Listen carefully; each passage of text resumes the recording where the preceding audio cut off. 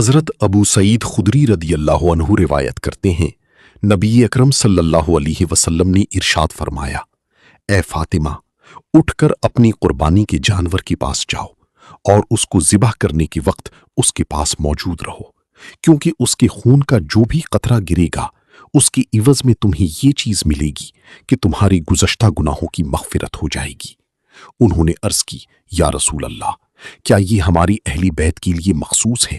یا ہمارے لیے بھی ہے اور مسلمانوں کے لیے بھی ہے؟ تو نبی اکرم صلی اللہ علیہ وسلم نے ارشاد فرمایا، بلکہ یہ ہمارے لیے بھی ہے اور مسلمانوں کے لیے بھی ہے۔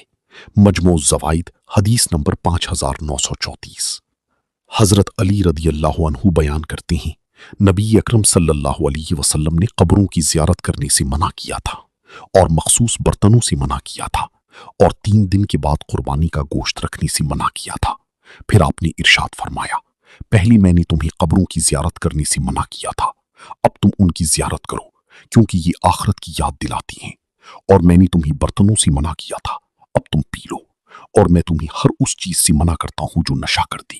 اور میں نے تمہیں 3 دن سے زیادہ قربانی کا گوشت رکھنے سے منع کیا تھا، اب جتنا تمہیں مناسب لگے تم سنبھال کے رکھو۔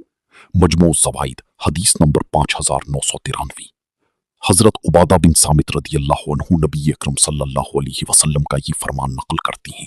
جو شخص عید الفطر کی رات اور عید الاضحیٰ کی رات عبادت کرتا ہے اس کا دل اس دن نہیں مرے گا جب دل مر جائیں گے۔ مجموع الزوائد حدیث نمبر 3203۔